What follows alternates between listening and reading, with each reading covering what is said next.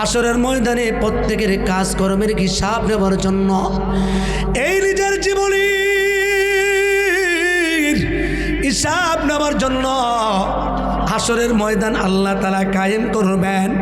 ওই হাসরের ময়দানে আল্লাহ রাব্বুল আলামিন সূর্যটাকে মাথার উপরে নিয়ে আসবে, এত পরিমাণ কাছাকাছি আসবে, ওই সূর্যের আলোটার এত পরিমাণ তাপ থাকবে, মাথার মগজগুলা টকমক টকমক করতে থাকবে, শরীর থেকে ঘাম বাহির হইতে থাকবে, শরীর থেকে ঘাম বাহির হবে এত পরিমাণ। কেকো কেকো বলেন কোমর পর্যন্ত ঘাম হয়ে যাবে, আবার কেউ বলেন গলা পর্যন্ত ঘাম হবে, মুখ পর্যন্ত ঘাম হয়ে যাবে, এত পরিমাণ ঘাম হবে, এমন একটা ভয়ঙ্কর পরিস্থিতি হবে। আসরের ময়দানে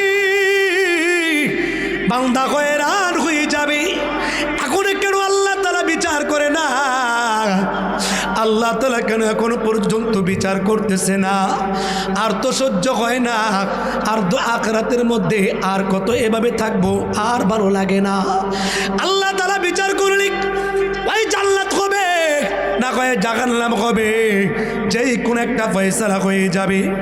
এই জন্য আল্লাহ রাব্বুল আলামিন বিচার করতে যখন বিলম্ব করবে, মানুষগুলা হয়রান হইয়া সুপারিশের জন্য যাবে হযরত আদম নবীর কাছে যাবে।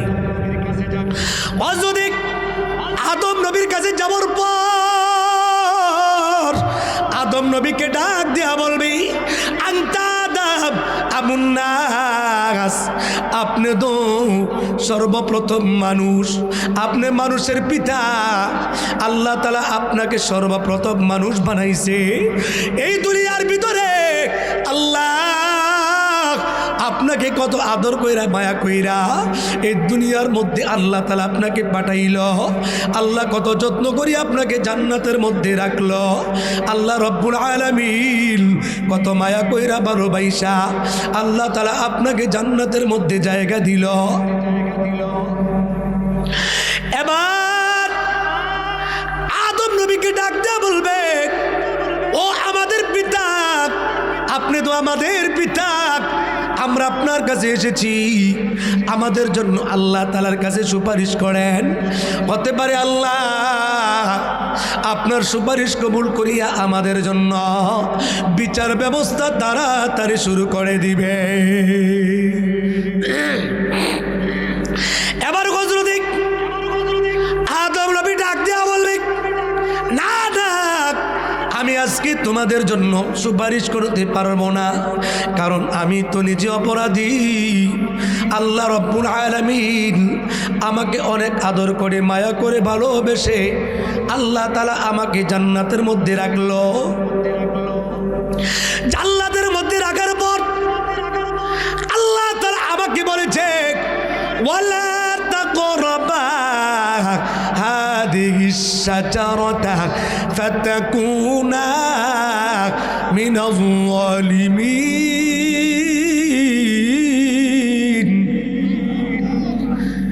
হযরত আদম নবী বলেন, আল্লাহ তাআলা আমাকে জান্নাতের মধ্যে রাখছে, রাখার পর আল্লাহ তাআলা আমাকে বলছে, আদম রে, জান্নাতের মধ্যে দেখো একটা গাছ দেখা যায়, ওই গাছের কাছে যাইবা না, যদি তুমি ওই গাছের কাছে যাও তাহলে তুমি জালেমদের অন্তর্ভুক্ত হয়ে যাইবা।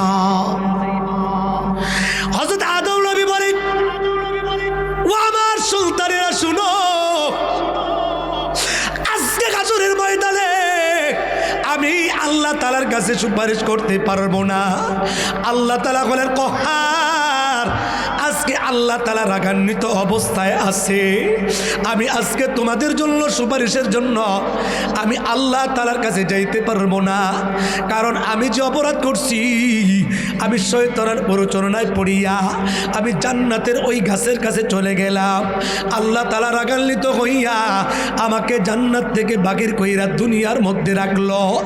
এই যে আমি অপরাধ করেছি, অন্যায় করেছি, এই অপরাধের কারণে, এই অন্যায়ের কারণে আমি আজকে আল্লাহ তাআলার সামনে যাইতে পারবো না। আমার লজ্জা হয়, সাহস হয় না, আমি কি করে আল্লাহ তাআলার কাছে যাব?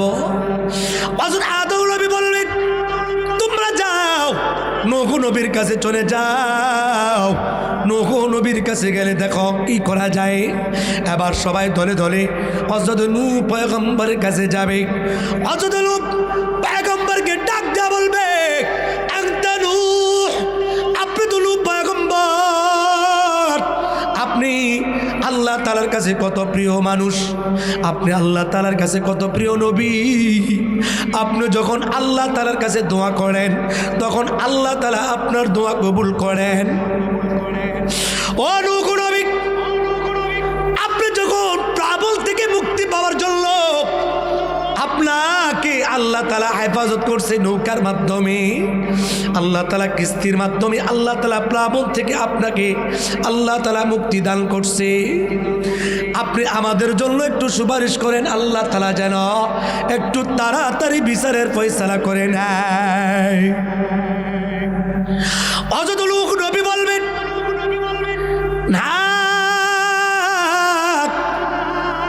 আজকে আমি তোমাদের জন্য সুপারিশ করতে পারবো না। কারণ কি জানোনি?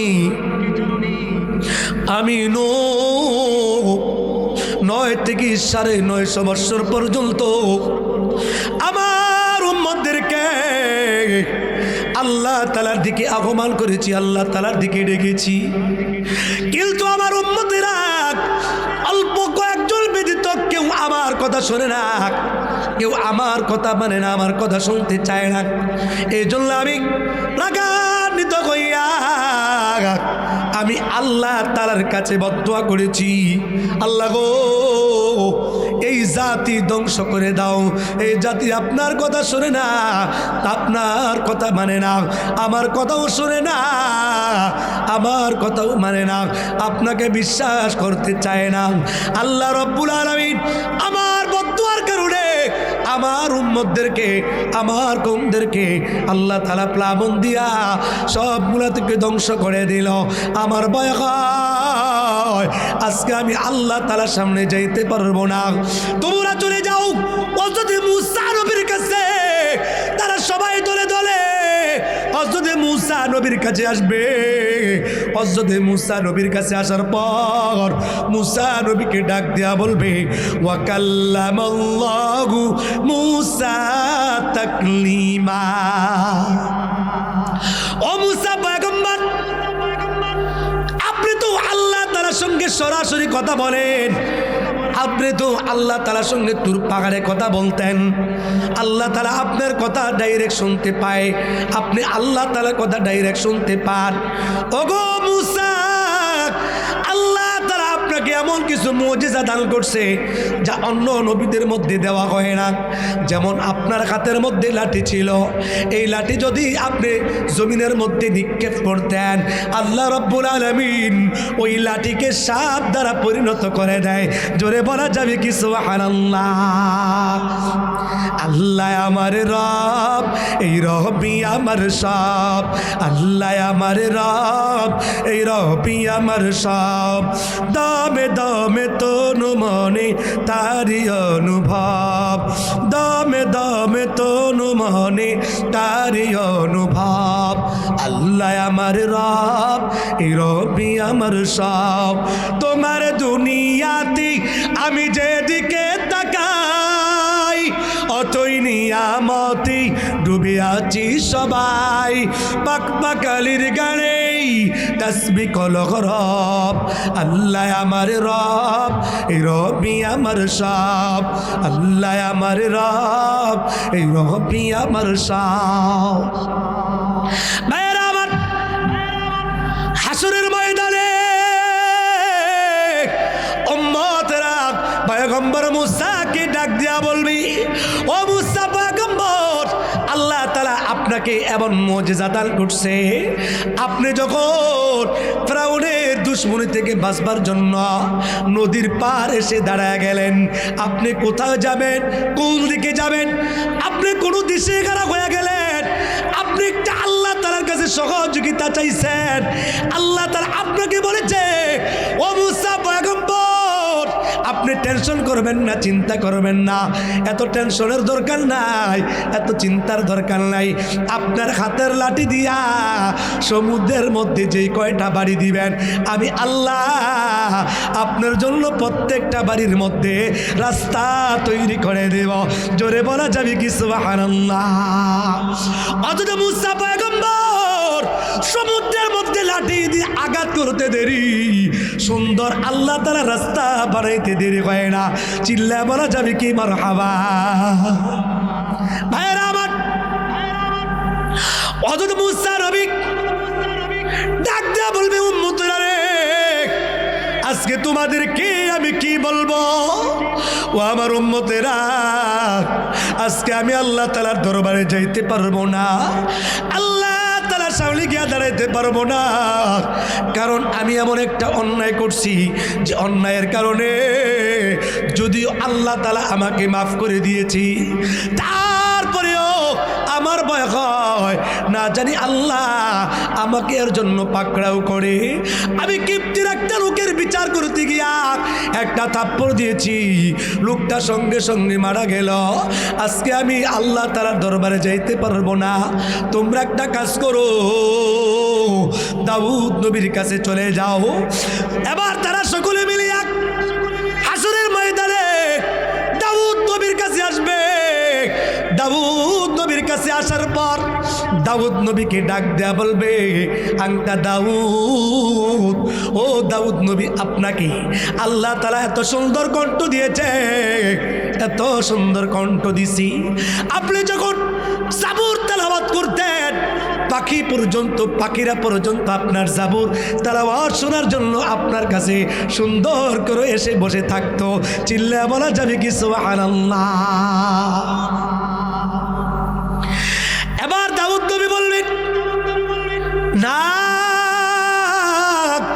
আজকে আমি তোমাদের জন্য সুপারিশ করতে পারবো না। তোমরা একটা কাজ করো, বিশ্ব নবীজির কাছে চলে যাও, দেখো না নবীজি সুপারিশ করে কিনা। আবার নবী, আপনার নবী বিশ্ব নবীজির কাছে এবার সবাই দলে দলে আসবে। আসার পর বলবে, নবী গো, ও গো নবীজি, আপনি যদি আমাদের জন্য সুপারিশ না করেন আমরা কোথায় যাবে, কার কাছে যাও? এবার আল্লাহ তাআলা বলেন, আসা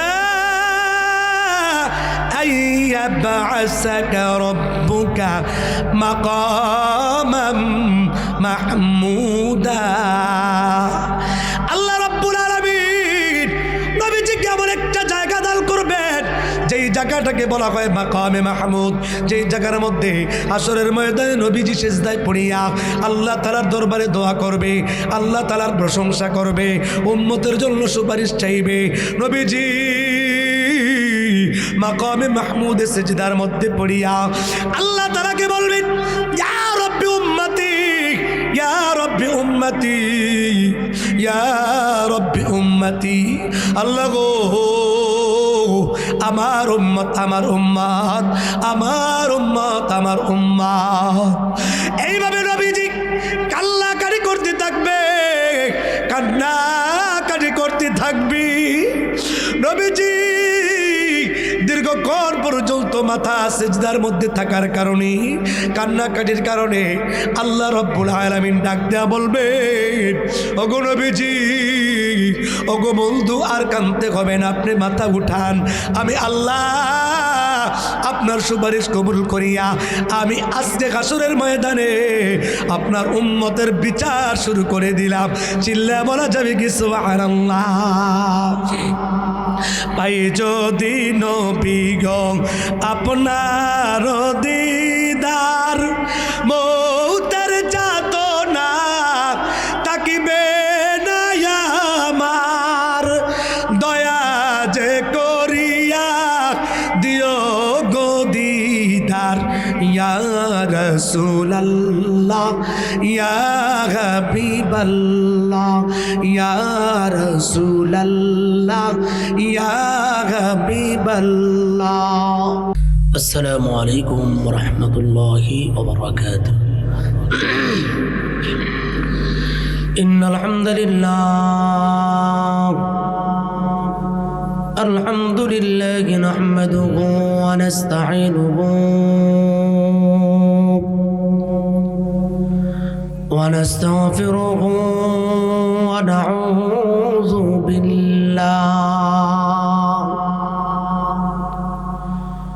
ونعوذ بالله من شرور أنفسنا ومن سيئات أعمالنا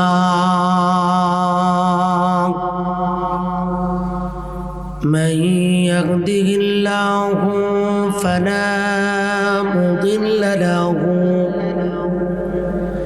ومن يضلله فلا هادي له ونشهد أن سيدنا وسندنا وحبيبنا ومولانا محمد صلى الله عليه وعلى آله وأصحابه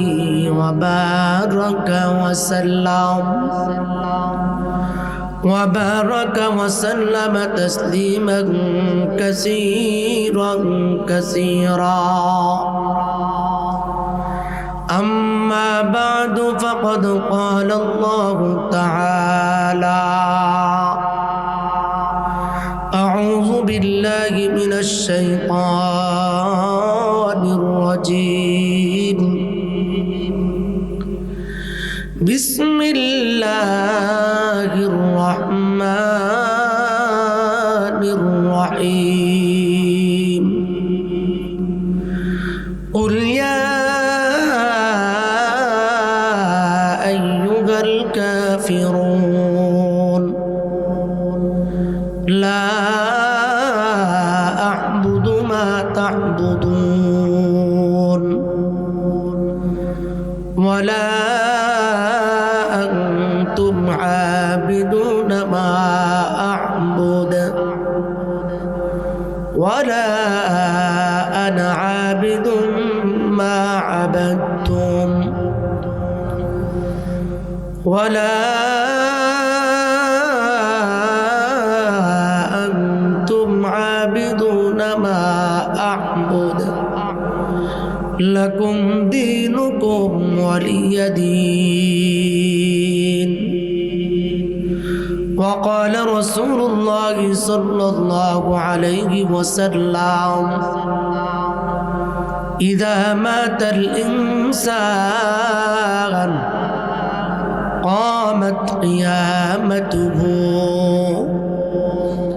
أو كما قال النبي عليه الصلاة والسلام محمد شد زبان كله درود إبراهيم پڑھی اللهم صل على محمد وعلى آل محمد كما صليت على إبراهيم وعلى آل إبراهيم إنك حميد مجيد. اللهم بارك على محمد وعلى آل محمد كما باركت على إبراهيم وعلى آل إبراهيم إنك حميد مجيد. محمد شد پڑھی بلغ العلا بكماله كشف الدجى بجماله حسنة جميع خصاله صلوا عليه وآله জবান খুলে উচ্চ কণ্ঠে অলসতা ছেড়ে দিয়ে একটু জিকির করি, লা ইলাহা ইল্লাল্লাহ, লা ইলাহা ইল্লাল্লাহ, লা ইলাহা।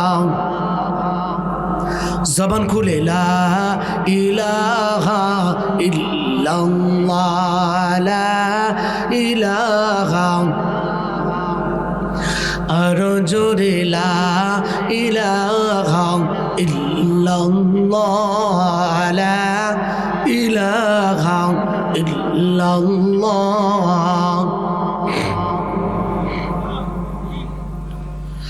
ভাইজান গাড়ি চলে না ড্রাইভার ছাড়া, বিমান চলে না পাইলট ছাড়া, মানুষ বাঁচে না রূহ ছাড়া, পৃথিবী চলে না আল্লাহ ছাড়া, লা ইলাহা লা ইলাহা ইল্লাল্লাহ, লা ইলাহা। আরো জোরে লা ইলাহা ইল্লাল্লাহ, লা ইলাহা ইল্লাল্লাহ, লা ইলাহা। কত নামে দাবি প্রতাপশালীরা মাটির নিচে নিয়েছে ঠাই, এমন ভাবে খেয়েছে মাটি, ধরার বুকে ছিন্ন নাই, লা ইলাহা ইল্লাল্লাহ, লা ইলাহা। আরো জোরে লা ইলাহা ইল্লাল্লাহ, লা ইলাহা লা ইলাহা। বাড়িওয়ালার বাড়ি থাকবে, ওয়ালা থাকবে না, বিল্ডিং ওয়ালার বিল্ডিং থাকবে, ওয়ালা থাকবে না, লা ইলাহা ইল্লাল্লাহ, লা ইলাহা ইল্লাল্লাহ, লা ইলাহা। আরো জোরে লা ইলাহা ইল্লাল্লাহ, লা ইলাহা। যত বড়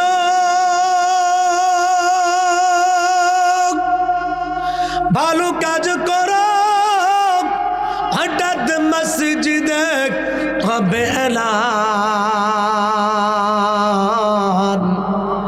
আব্দুল্লাহর ছেলে রহিম বলে সকাল থেকে দুনিয়ায় নাই, লা ইলাহা ইল্লাল্লাহ, লা ইলাহা ইল্লাল্লাহ, লা ইলাহা লা ইলাহা লা ইলাহা ইল্লাল্লাহু মুহাম্মাদুর রাসূলুল্লাহ সাল্লাল্লাহু আলাইহি ওয়াসাল্লাম। আল্লাহ আল্লাহ আল্লাহ আল্লাহ আল্লাহ আল্লাহ আল্লাহ আল্লাহ আল্লাহ আল্লাহ আল্লাহ আল্লাহ আল্লাহ আল্লাহ।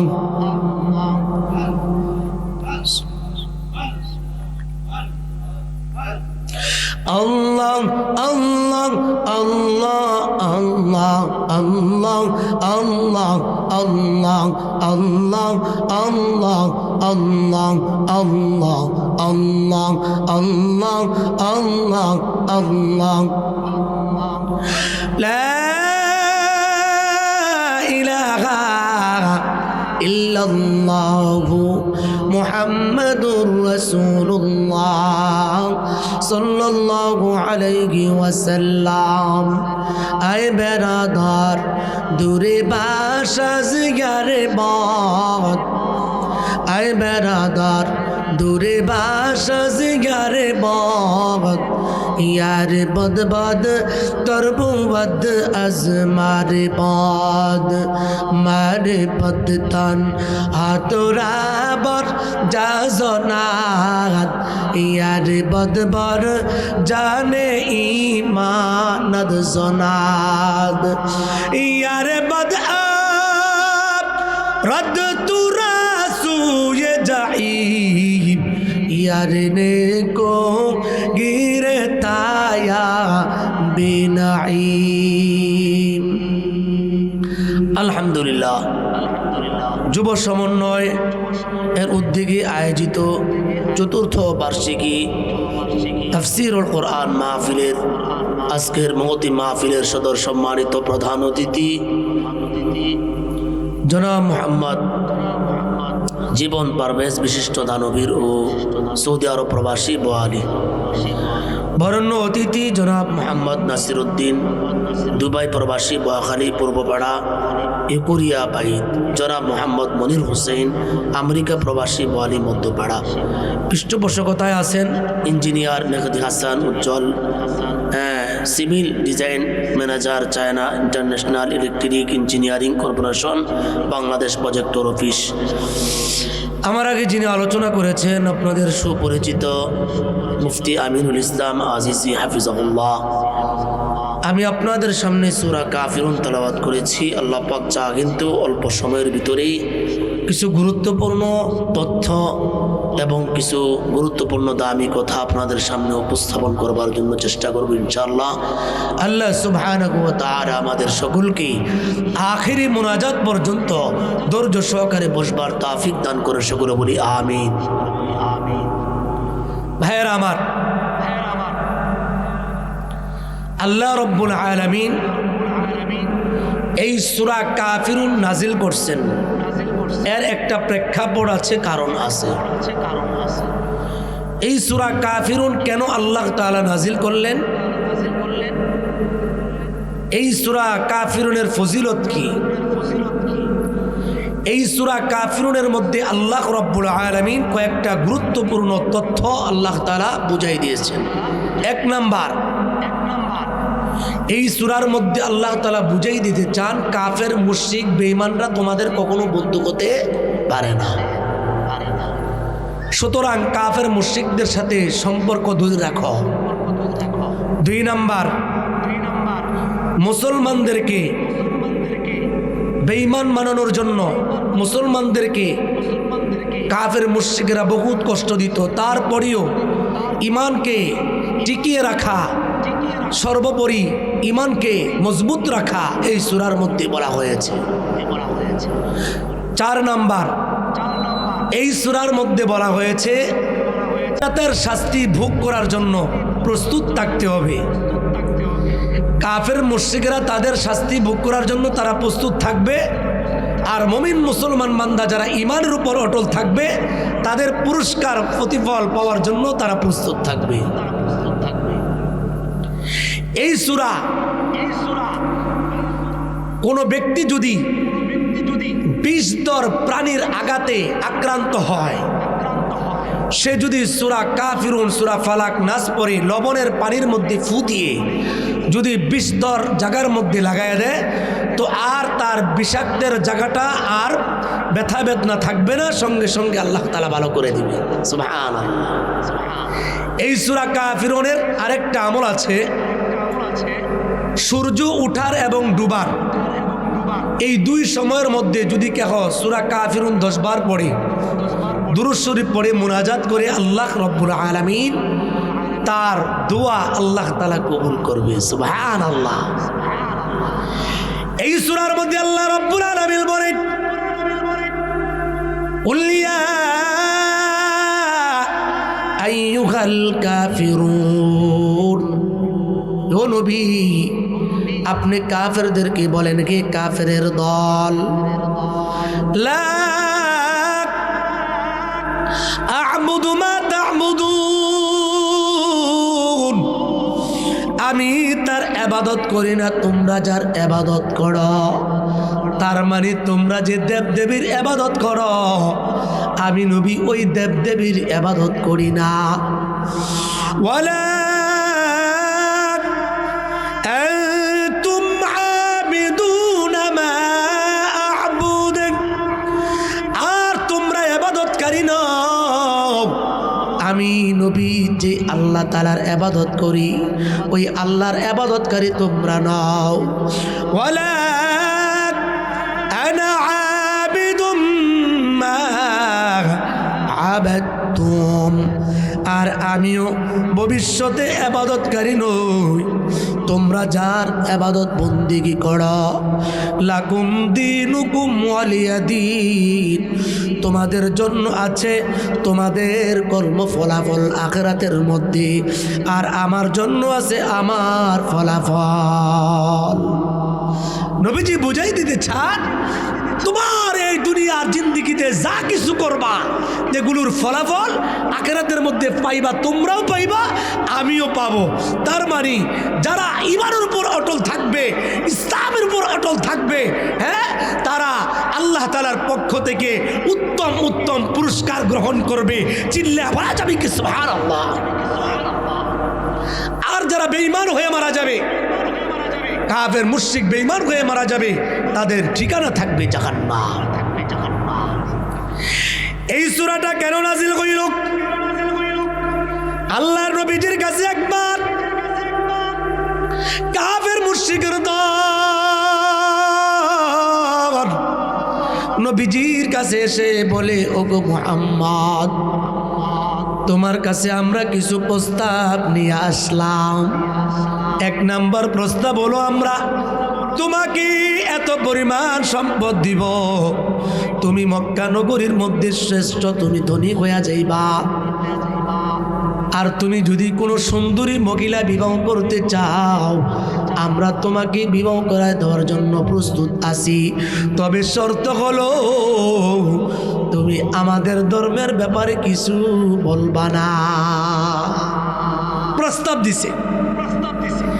দুই নম্বর প্রস্তাব দেখ, ওগো মুহাম্মদ, তুমি যদি এটা না মানো তাহলে একটা কাজ করো, 1 বছর তুমি আমাদের মাবুদের ইবাদত করবা, আমরাও 1 বছর তোমাদের মাবুদের ইবাদত করব। এই কথা বলার পরে আল্লাহ রাব্বুল আলামিন এই সূরা কাফিরুন নাজিল করে নবীজিকে জানায়া দেয়, ওগো পয়গম্বর, আপনি বলে দেন, কুল ইয়া আইয়ুহাল কাফিরুন লা আ'বুদু মা তা'বুদুন।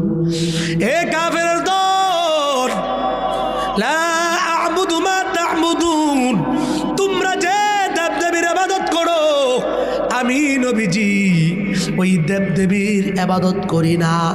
এই জন্য ভাইয়েরা আমার, আমরা যার ইবাদত করি বলেন তার নাম। আমাদের রবের নাম কি? জোরে বলেন।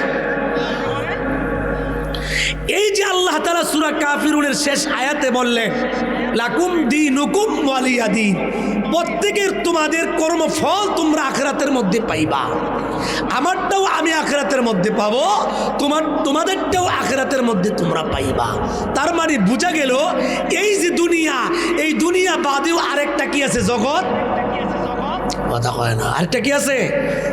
আরেকটা জগৎ আছে। এই জগতে যাওয়ার আগে আল্লাহ রাব্বুল আলামিন আমাদেরকে একটা জীবন দিয়েছেন, অল্প কয়েকদিনের জিন্দিগি। এই জিন্দিগি শেষ হয়ে যাবে, তো আমাদের জন্য মরণ চলে আসবে।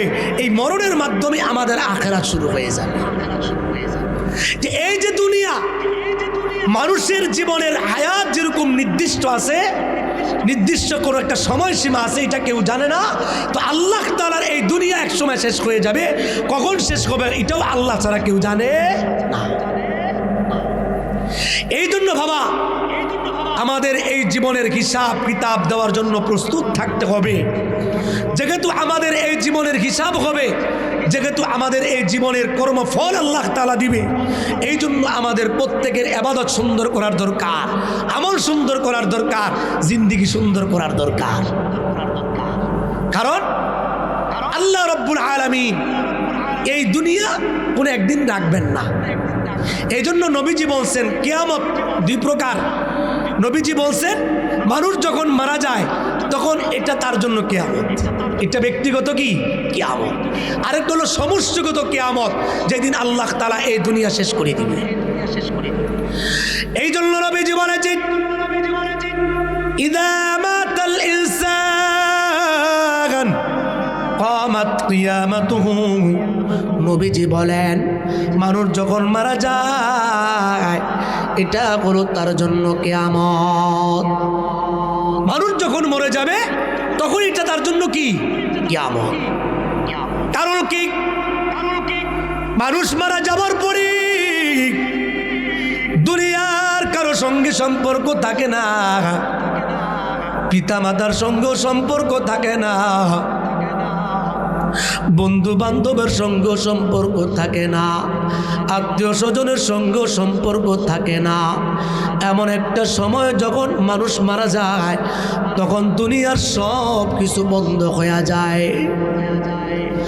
যেই জায়গার মধ্যে শোয়া দেওয়া হয় ওই জায়গার নাম হলো কবর। ওই কবরের মধ্যে বাবা বিছানা থাকবে না, বালিশ থাকবে না, বন্ধু থাকবে না, বান্ধব থাকবে না, আপনজন কেউ থাকবে না। এই জন্য ব্যক্তিগত কিয়ামত আসার আগে আগে প্রত্যেকে আমাদের নিজেকে সুন্দর করে জীবন যাপন করতে হবে। আমল জীবনকে সাজাইতে হবে ঈমান দ্বারা, আমল দ্বারা আমাদের জীবনটাকে সুন্দর করে সাজাইতে হবে বাবা। 2 নাম্বার হলো সমষ্টিগত কিয়ামত। ওই কিয়ামতটাকে বলা হয় ইয়াউমুল হাসর। আবার কেহ কেহ বলেন আরেকটা নাম আছে ইয়াউমুল জাযা। আখিরাতের দিনকে, কিয়ামতের দিনকে ইয়াউমুল হাসর বলা হয়, ইয়াউমুল জাযা বলা হয়, ইয়াউমুদ্দিন বলা হয়। ওই দিন কি একত্রিত হওয়ার দিন, ওই দিন সবাই সমবেত হওয়ার দিন। ওই দিন আল্লাহ তাআলা প্রত্যেকের হিসাব নেবেন, প্রত্যেকের হিসাব নেবেন। এই জন্য আল্লাহ তাআলা বলছেন ওয়াত্তাকু ইয়াওমান লা তাজজি নাফসুন আন নাফসিন শাইআ ولا يقبل منها شفاعة ولا يؤخذ منها عدل ولا هم ينصرون। আল্লাহ তাআলা বলেন ওয়াত্তাকু ইয়াওমান লা তাজজি নাফসুন আন নাফসিন শাইআ। আল্লাহ তাআলা বলেন ওই দিনকে ভয় করো যেই দিন একজন আরেকজনের কোনো উপকার করতে পারবে না, যেই দিন একজন আরেকজনের সহযোগিতা করতে পারবে না। ওয়ালা ইউকবালু মিনহা শাফাআতুন ওয়ালা ইউখাযু মিনহা আদলুন ওয়ালা হুম ইউনসারুন।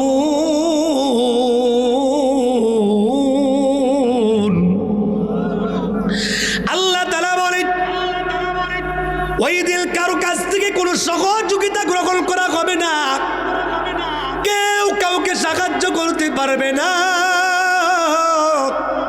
কেউ কাউকে উপকার করতে পারবে না।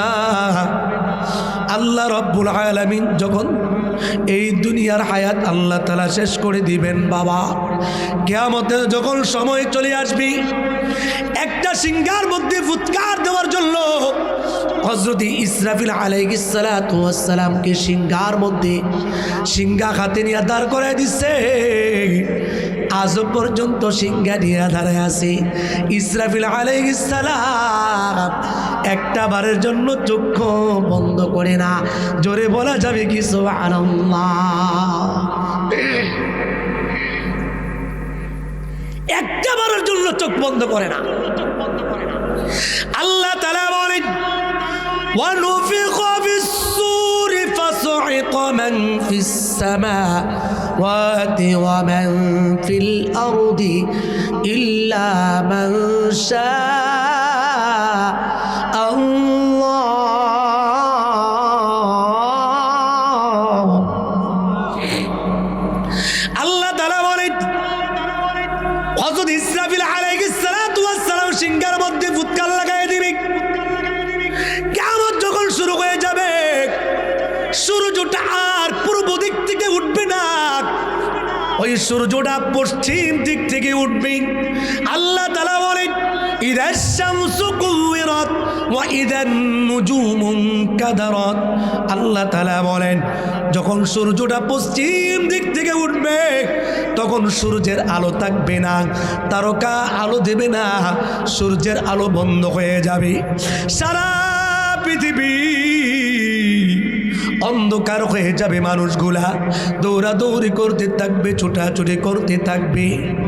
আল্লাহ তাআলা বলেন وَنُفِخَ فِي الصُّورِ فَصَعِقَ مَنْ فِي السَّمَاوَاتِ وَمَنْ فِي الْأَرْضِ إِلَّا مَنْ شَاءَ اللَّهُ। হযরত ইসরাফিল আলাইহিস সালাতু ওয়াস সালাম যখন সিংহার মধ্যে ফুৎকার লাগাই দিবে তখন দুনিয়ার মধ্যে একটা বিকট আওয়াজ হবে। সমস্ত দুনিয়া ভয়ের কারণে আতঙ্ক থাকবে। মানুষগুলা ঘর থেকে বাহির হয়ে যাবে। যারা দোকানের মধ্যে থাকবে দোকান থেকে বাইর হয়ে যাবে, ঘরের মধ্যে থাকলে ঘর থেকে বের হয়ে যাবে। 5 তলা 10 তলা বিল্ডিং এর মধ্যে থাকবে, লাফালাফি ছুটাছুটি করে বাইর হয়ে নিজেকে বাঁচানোর জন্য চেষ্টা করবে, কিন্তু কোনো প্রকারের কাজ হবে না।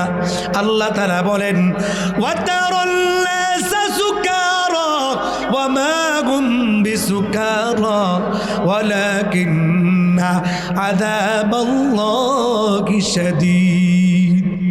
আল্লাহ তাআলা বলেন যখন ইসরাফিল আলাইহিস সালাতু ওয়াস সালাম সিংহার মধ্যে প্রথম ফুৎকার লাগায় দিবে, জমিন তরতর করে কাঁপতে থাকবে। সবগুলা তরতর করে কাঁপতে থাকবে।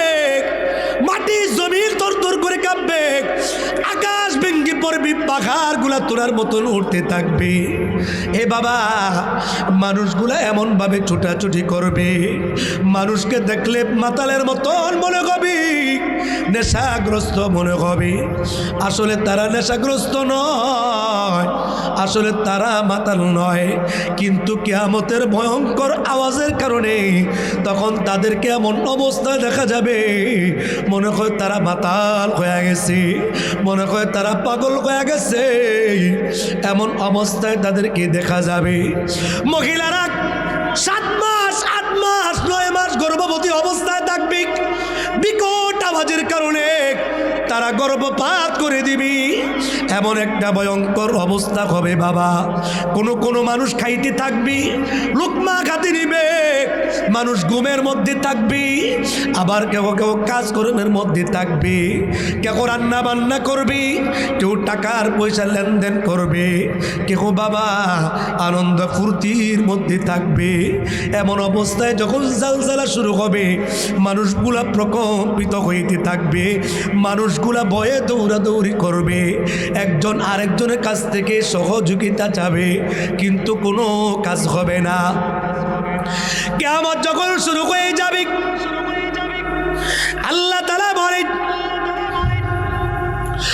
কুল্লু মান আলাইহা ফান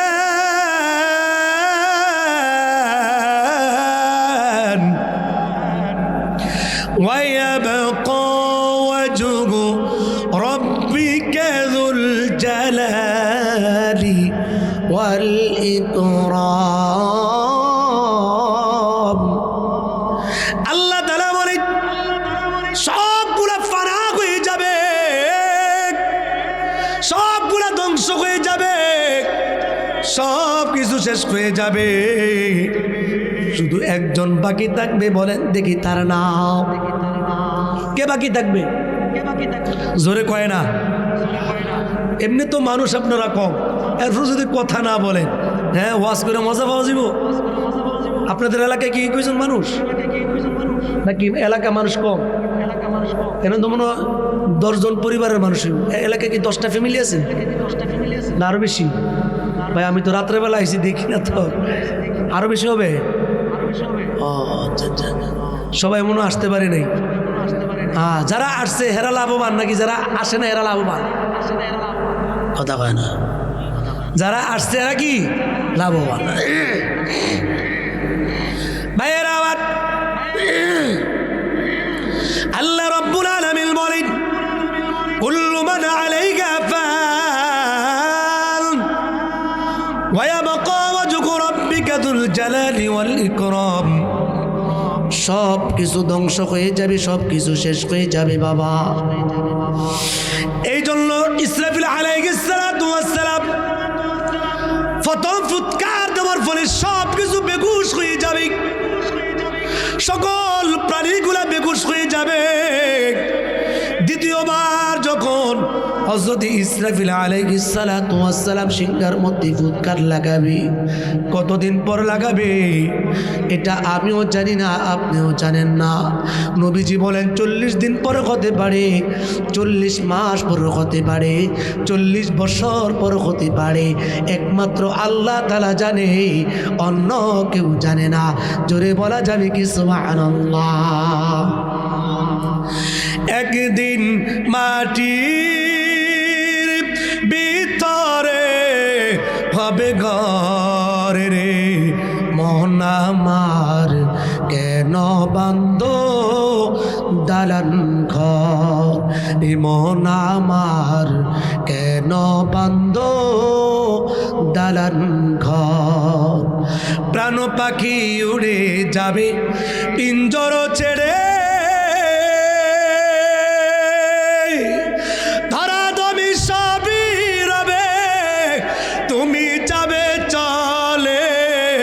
প্রাণ পাখি উড়ে যাবে পিঞ্জর ছেড়ে, ধরাধমি সবই রবে, তুমি যাবে চলে। বন্ধু বান্ধব যত, মাতা পিতা তারা শত, বন্ধু বান্ধব যত, মাতা পিতা তারা শত, সকলই তোমার হবে পর রে। মন আমার কেন বান্ধ দালান ঘর, রে মন আমার কেন বান্ধ দালান ঘর। আওয়াজ করে বলা যাবে কি আল্লাহু আকবার। হযরত ইসরাফিল আলাইহিস সালাতু ওয়াস সালাম দ্বিতীয়বার ফুৎকার দিবে, সব মানুষগুলা কবর থেকে উঠে যাবে। সুবহানাল্লাহ। আমরা তো মনে করি মানুষ মারা যাওয়ার পরে পচে যায়, গলে যায়, মাটির সাথে মিশে যায়, তার কোনো অস্তিত্ব থাকে না, তার কোনো নিশানা থাকে না। কিন্তু না, হযরত ইসরাফিল আলাইহিস সালাতু ওয়াস সালাম যখন সিংহার মধ্যে দ্বিতীয়বার ফুৎকার লাগাবে, দ্বিতীয়বার ফুৎকারের কারণে সমস্ত মানুষ হযরত আদম পয়গম্বর থেকে শুরু করে কিয়ামত পর্যন্ত যত মানুষ দুনিয়ার মধ্যে থাকবে আর কবরের মধ্যে থাকবে, সবগুলা মানুষ আল্লাহ তাআলার দরবারে উঠে যাবে। সুবহানাল্লাহ। হয় না? আমরাও যদি মরে যাই, আমরা চলে যাই, যারা চলে গেছে সবাইকে আবার আল্লাহ তাআলার সামনে উপস্থিত হওয়া লাগবে। ভাইরা আমার, বন্ধুরা আমার, আল্লাহ পাক রব্বুল আলামিন বড় মায়া করে আল্লাহ তাআলা মানুষকে বানাইছেন। এই মানুষগুলাকে আল্লাহ রব্বুল আলামিন হায়াত দেন, আবার আল্লাহ তাআলা মানুষগুলাকে মরণ দেন। আল্লাহ তাআলা বলেন সুম্মা নুফিকা ফীহি উখরা ফাইযা হুম কিয়ামুন ইয়ানজুরুন। আল্লাহ তাআলা বলেন হযরত ইসরাফিল আলাইহিস সালাম দ্বিতীয়বার যখন ইসরাফিল আলাইহিস সালাম সিংহার মধ্যে ফুৎকার লাগায় দিবে, সমস্ত মানুষগুলা সমস্ত প্রাণগুলা আল্লাহ তাআলার দরবারে উপস্থিত হয়ে যাবে।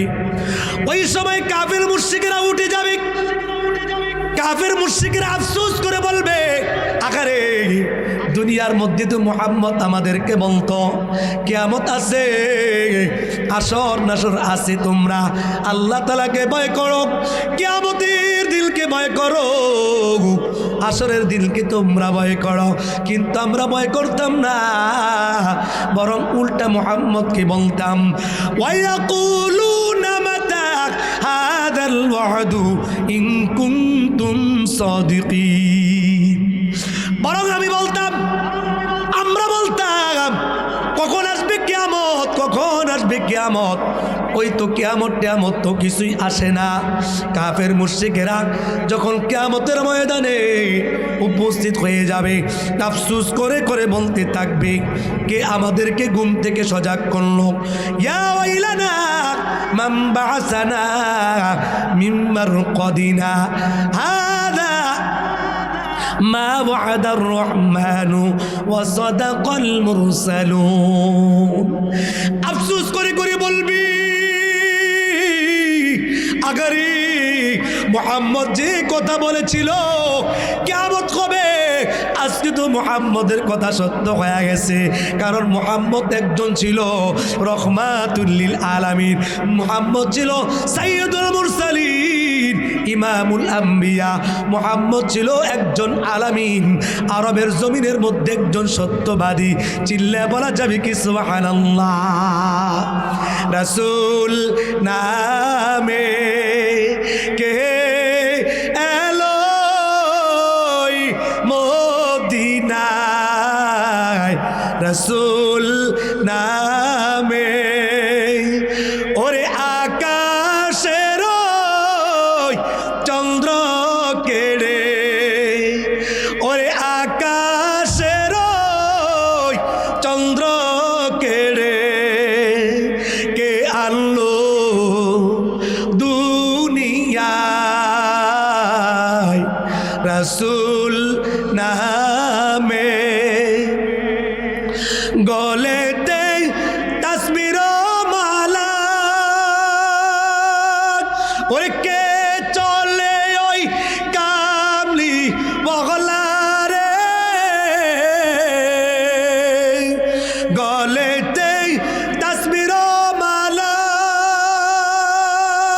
ওরে কে চলে ওই কামলি বগলারে, ওরে আমার বুকের দরগা তলায়, ওরে আমার বুকের দরগা তলায়, তারে বুকে নিয়ে আয়, রাসূল নামে কে এলো মদিনায়, রাসূল নামে। আওয়াজ করে বলা যাবে কি আল্লাহু আকবার। ভাইয়েরা আমার, বন্ধুরা আমার, আল্লাহ রাব্বুল আলামিন আসরের ময়দানে যখন সমস্ত মানুষগুলাকে আল্লাহ তাআলা উপস্থিত করবেন, তখন আল্লাহ রাব্বুল আলামিন দেখবেন উজুগু ইয়াউমাইযিন মুসফিরা দাহিকাতুম মুস্তাবশিরা। হাসরের ময়দানে নেককার বান্দাদের চেহারাগুলো ঝলমল ঝলমল করতে থাকবে, তারা হাসি খুশি থাকবে, তাদের কোনো চিন্তা থাকবে না, ভাবনা থাকবে না। আর যারা কাফের মুশরিক বেঈমান হবে, তাদের চেহারা থাকবে অন্ধকার, তাদের চেহারা থাকবে বেকাশে, তাদের চেহারার মধ্যে পেরেশানি থাকবে, পেরেশানি, তাদের কোনো হাসি থাকবে না, দুঃখ আর দুঃখ থাকবে। ওই যে হাসরের ময়দানে একটা নেকের জন্য সন্তানেরা, আত্মীয় স্বজনরা একজন আরেকজনের কাছে যাবে। আল্লাহ তাআলা বলেন ইয়াউমা ইয়াফিরুল মারউ মিন আখি ওয়া উম্মিহি ওয়া আবিক ওয়া সাহিবাতিহি ওয়া বানিক। আল্লাহ তাআলা বলেন হাসরের ময়দানে একজন আরেকজনের পরিচয় দিবে না, পিতা পুত্রের পরিচয় দিবে না, পুত্র পিতার পরিচয় দিবে না, স্বামী স্ত্রীর পরিচয় দিবে না, স্ত্রী স্বামীর পরিচয় দিবে না, এইভাবে ভাই ভাইয়ের পরিচয় দিবে না। এই জন্য বাবা আখিরাতের প্রস্তুতি নাও। এই যে অন্ধকার কবর, অনেকের মা চলে গেছে, অনেকের বাবা চলে গেছে, অন্ধকার কবরে অনেকের ভাই চলে গেছে, অনেকের বাবা চলে গেছে, অনেকের বোন চলে গেছে, দাদা দাদি নানা নানি কত আত্মীয় স্বজন অন্ধকার কবর চলে গেল, দেশের কত নেতা নেত্রী চলে গেল, কেউ তো একবারের জন্য ফিরে আসে নাই, আমিও আপনি কখনো ফিরে আসবো না। এই জন্য বাবা আখিরাতের প্রস্তুতি নাও, আখিরাতের প্রস্তুতি গ্রহণ করো, কারণ হাসরের ময়দান এমন একটা ময়দান, ওই ময়দানের মধ্যে আল্লাহ রাব্বুল আলামিন হযরত ইসরাফিল আলাইহিস সালাতু ওয়াস সালামের দ্বিতীয় ফুৎকারে যখন সবাইকে উত্তোলন করবেন, তখন কিন্তু পায়ের মধ্যে জুতা থাকবে না, শরীরের মধ্যে জামা কাপড় থাকবে না, উলঙ্গ অবস্থায় সবাই হাসরের ময়দানে উঠবে বাবা। হযরত আয়েশা সিদ্দিকা রাদিয়াল্লাহু তাআলা আনহা এই কথা শোনার পর নবীজিকে ডাক দিয়া বলি, ইয়া রাসূলুল্লাহ, ইয়া হাবিবাল্লাহ, ওগো নবীজি, আসরের ময়দানে যদি উলঙ্গ অবস্থায় মানুষগুলো উত্তোলন হয়, মানুষগুলো উঠে যায়, একজন আরেকজনের লজ্জাস্থানের দিকে তাকাবেনি। নবী আমার ডাক দেয়া বলে, আয়েশারি না না, আসরের ময়দানে একজন আরেকজনের লজ্জাস্থানের দিকে তাকাবে না, ওই সুযোগ থাকবে না, ওই ধ্যান খেল থাকবে না, তখন সবাই নিজের জীবন নিয়ে দৌড়াদৌড়ি করবে, নিজের আমল নিয়ে দৌড়াদৌড়ি করবে। এই জন্য বাবা আখিরাতের ময়দানে সর্বপ্রথম জান্নাতি পোশাক যাকে পরিধান করানো হবে তিনি হলেন হযরতে ইব্রাহিম আলাইহিস সালাতু ওয়াস সালাম। আওয়াজ করে বলা যাবে কি সুবহানাল্লাহ। নবীজি বলেন, আউয়ালু মা ইয়াকসি ইয়াউমাল কিয়ামাতি ইব্রাহিম, সর্বপ্রথমে ইব্রাহিম আলাইহিস সালাতু ওয়াস সালামকে হাসরের ময়দানে জান্নাতের পোশাক পরিধান করানো হবে। দুইটা কারণ। এক নাম্বার কারণ হলো পৃথিবীর মধ্যে সর্বপ্রথম হযরত ইব্রাহিম আলাইহিস সালাতু ওয়াস সালাম গরিব মানুষদেরকে কাপড় পরিধান করাইছে। এই জন্য ইব্রাহিম নবীকে আল্লাহ রাব্বুল আলামিন জান্নাতের পোশাক সবার আগে আল্লাহ তাআলা পরিধান করায়া দিবে। চিল্লা বলা যাবে কি সুবহানাল্লাহ। আল্লাহ আল্লাহ ইচ্ছে শিরি আস্ত নাম, আল্লাহ আল্লাহ ইচ্ছে শিরি আস্ত নাম, সেদো সাকার মিকুট নদ জাগনম তমাম, সেদো সাকার মিকুট নদ জাগনম তমাম, বর মুহাম্মদ বীর সানাম সদ সালাম আশফিহে মুজরিমা ইয়াউমুল কিয়াম। জোরে বলা যাবে কি আল্লাহু আকবার। ভাইয়েরা আমার, বন্ধুরা আমার, দুই নম্বর কারণ শিখ বেঈমানদের মূর্তিগুলাকে ভেঙে দিয়েছে, বড় মূর্তির গর্দানের মধ্যে পুরালটা রেখে দিয়া চলে আসলো। কাফের মুশরিক বেঈমানেরা মেলা থেকে ফিরে আসার পরে সন্দেহ বাজল ইব্রাহিম নবীর কাছে আসছে। আসার পর তারা ইব্রাহিম নবীকে ডাক দেয়া বলে, ও ইব্রাহিম, তুমি কি আমাদের মাবুদের সঙ্গে এমন ধরনের আচরণ করছ? আমাদের মাবুদের সঙ্গে তুমি বেয়াদবি করছ। ইব্রাহিম নবী ডাক দেয়া বলে, বেকুবের দল, তোমরা আমাকে কেন জিজ্ঞেস করো?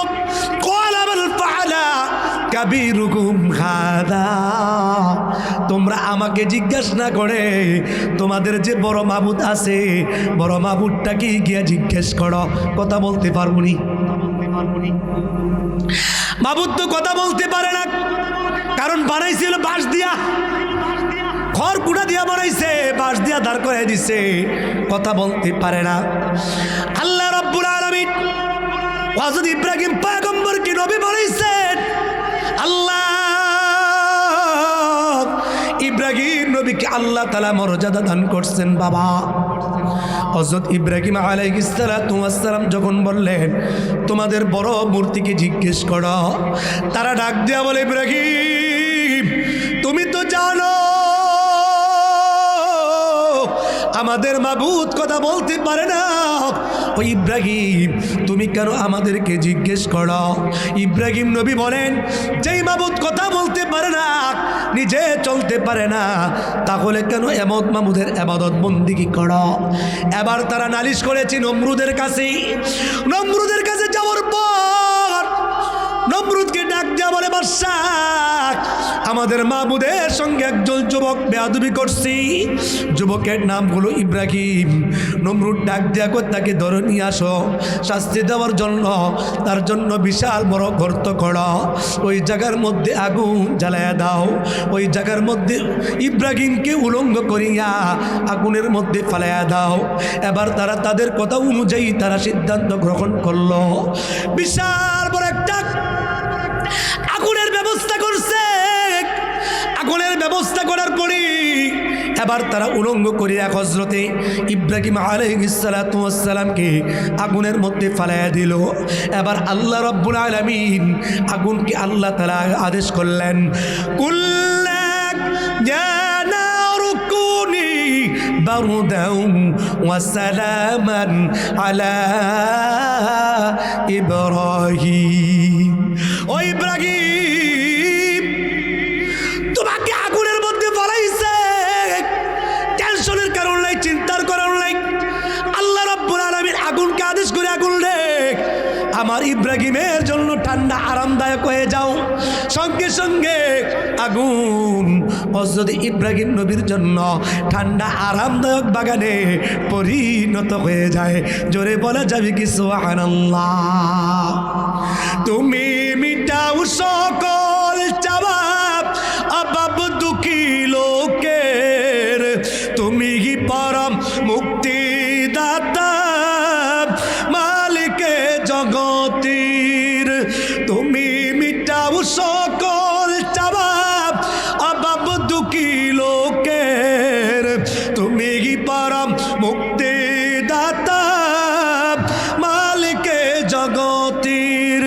তোমার পথে কি চললে মোদের, তোমার পথে কি চললে মোদের আসবে সে সুদিন।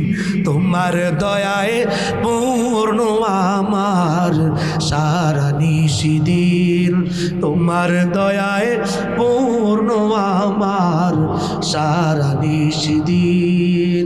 আওয়াজ করে বলেন আল্লাহু আকবার। হাসরের ময়দানে প্রত্যেকের কাজকর্মের হিসাব নেওয়ার জন্য এই নিজের জীবনের হিসাব নেওয়ার জন্য হাসরের ময়দান আল্লাহ তাআলা কায়েম করবেন। ওই হাসরের ময়দানে আল্লাহ রাব্বুল আলামিন সূর্যটাকে মাথার উপরে নিয়ে আসবে, এত পরিমাণ কাছাকাছি আসবে।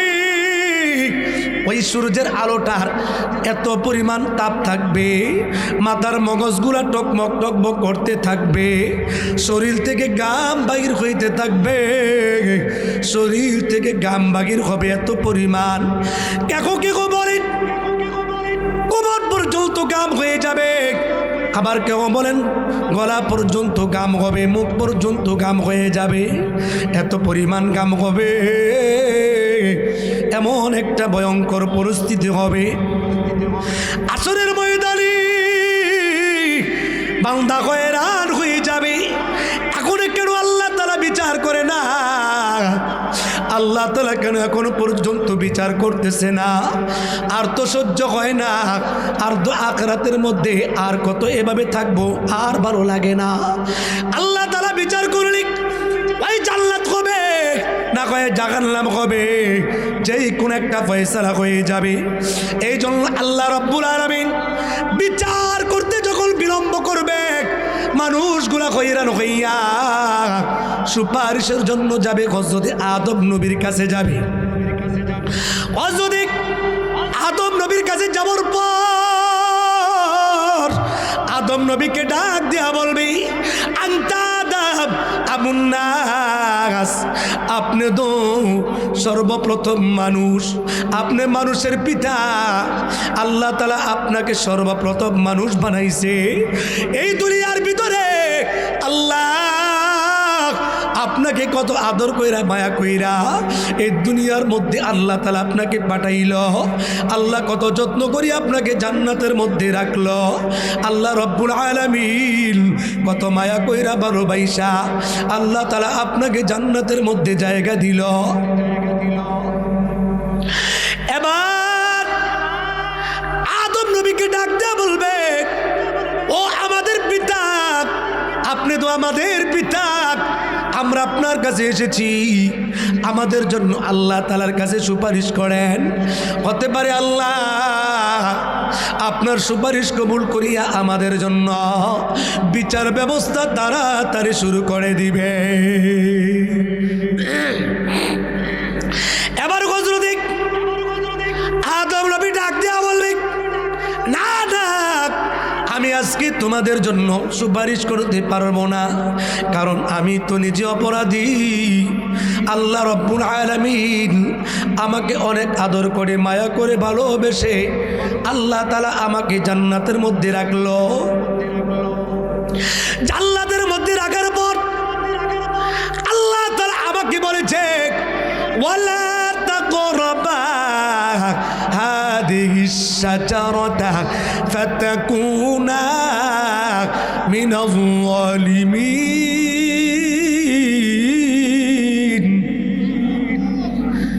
হযরত আদম নবী বলেন আল্লাহ তাআলা আমাকে জান্নাতের মধ্যে রাখছে। রাখার পর আল্লাহ তাআলা আমাকে বলছে আদম রে, জান্নাতের মধ্যে দেখো একটা গাছ দেখা যায়, ওই গাছের কাছে যাইবা না। যদি তুমি ওই গাছের কাছে যাও তাহলে তুমি জালেমদের অন্তর্ভুক্ত হয়ে যাইবা। হযরত আদম নবী বলেন ও আমার সুলতানেরা শুনো, আজকে হাসরের ময়দানে আমি আল্লাহ তাআলার কাছে সুপারিশ করতে পারবো না। আল্লাহ তাআলা বলেন কহার, আজকে আল্লাহ তাআলা রাগান্বিত অবস্থায় আছে। আমি আজকে তোমাদের জন্য সুপারিশের জন্য আমি আল্লাহ তাআলার কাছে যাইতে পারবো না, কারণ আমি যে অপরাধ করছি, আমি শয়তানের প্ররোচনায় পড়িয়া আমি জান্নাতের ওই গাছের কাছে চলে গেলাম। আল্লাহ তাআলা রাগান্বিত হইয়া আমাকে জান্নাত থেকে বাগির কইরা দুনিয়ার মধ্যে রাখলো।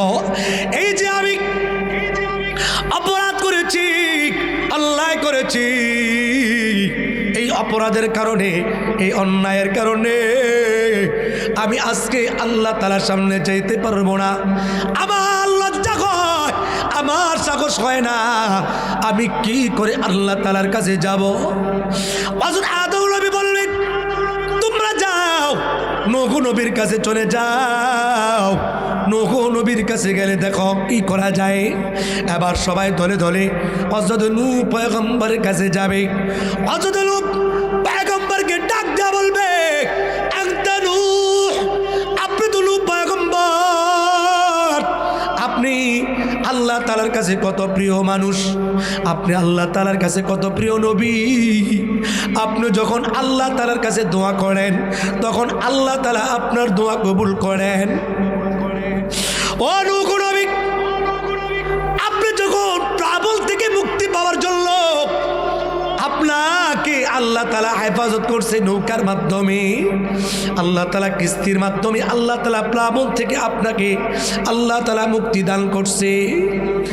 আপনি আমাদের জন্য একটু সুপারিশ করেন, আল্লাহ তাআলা যেন একটু তাড়াতাড়ি বিচারের ফয়সালা করে নেয়।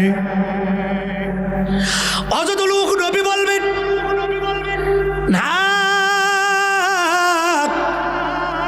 আজকে আমি তোমাদের জন্য সুপারিশ করতে পারবো না। কারণ কি জানোনি, আমি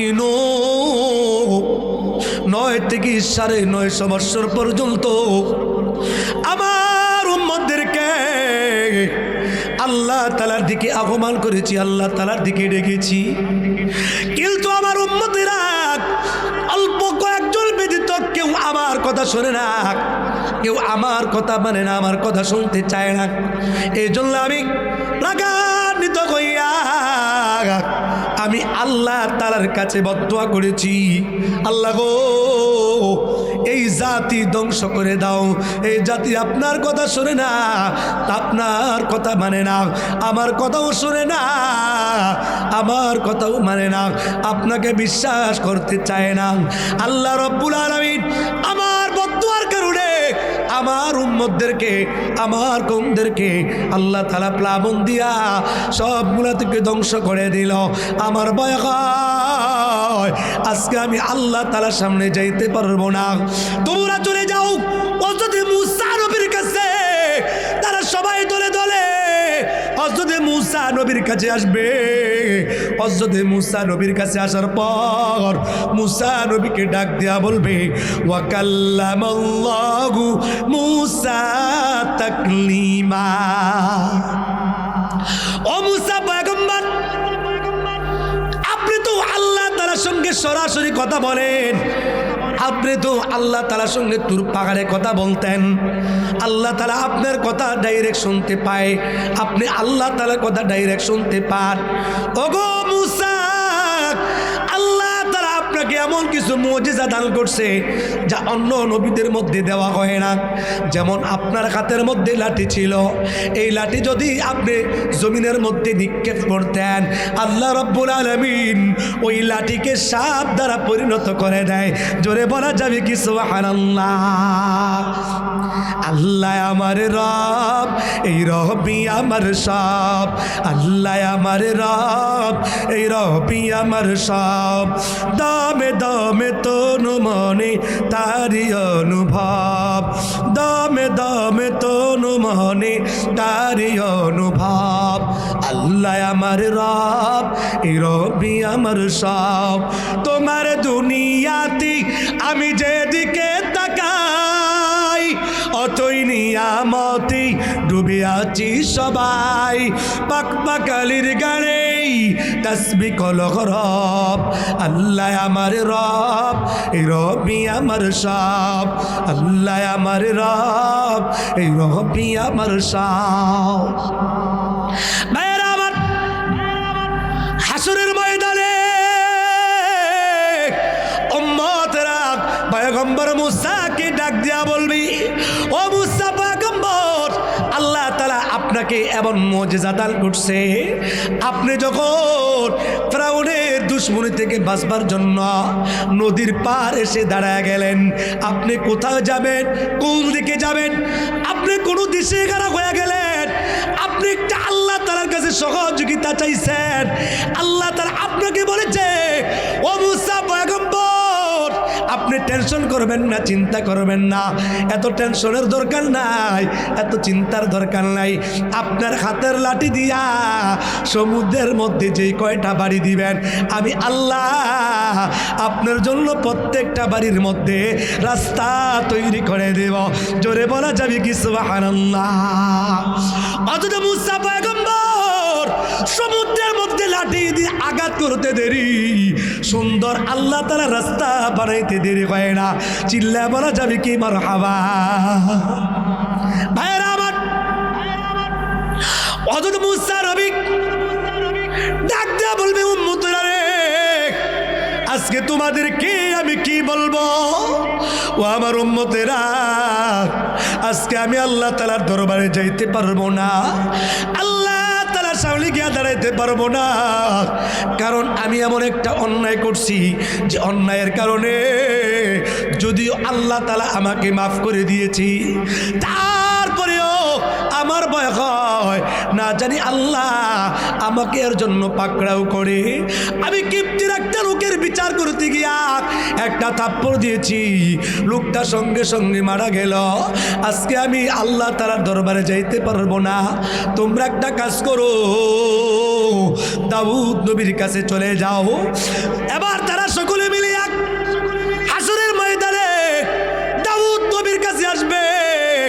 দাউদ কাছে আসার পর দাউদ নবীকে ডাক দেয়া বলবে, আংটা দাউদ, ও দাউদ নবী, আপনাকে আল্লাহ তাআলা এত সুন্দর কণ্ঠ দিয়েছে, এত সুন্দর কণ্ঠ দিছি, আপনি যখন জাবুর তেলাওয়াত করতেন পাখিরা পর্যন্ত আপনার জাবুর তেলাওয়াত শোনার জন্য আপনার কাছে সুন্দর করে এসে বসে থাকতো। চিল্লা বলা যাবে কি সুবহানাল্লাহ? এবার দাউদ নবী বলবেন, না, আজকে আমি তোমাদের জন্য সুপারিশ করতে পারবো না। তোমরা একটা কাজ করো, বিশ্ব নবীজির কাছে চলে যাও।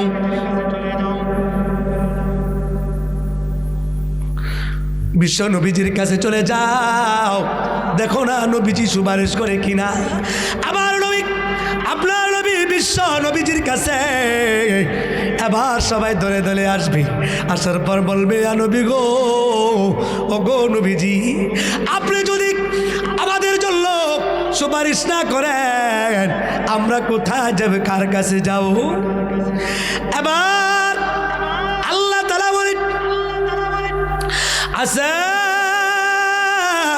আইয়াবআসাকা রাব্বুকা মাকামান মাহমুদা।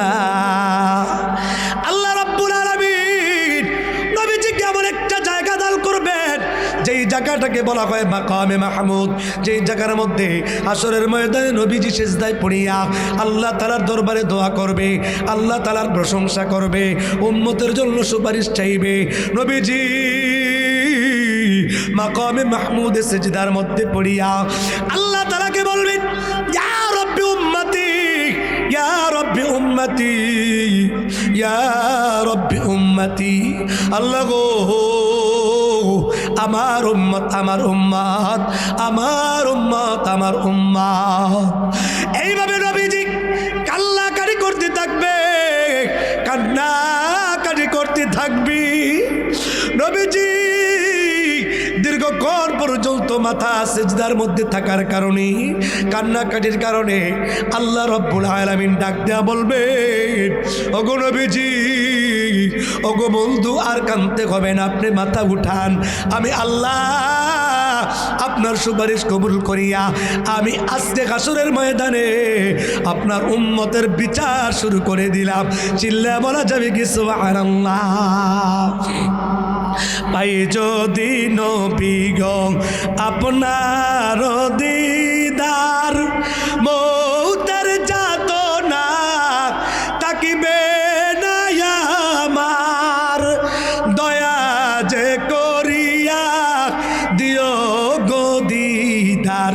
ইয়া রাসূলুল্লাহ, ইয়া হাবিবাল্লাহ, ইয়া রাসূলুল্লাহ, ইয়া হাবিবাল্লাহ।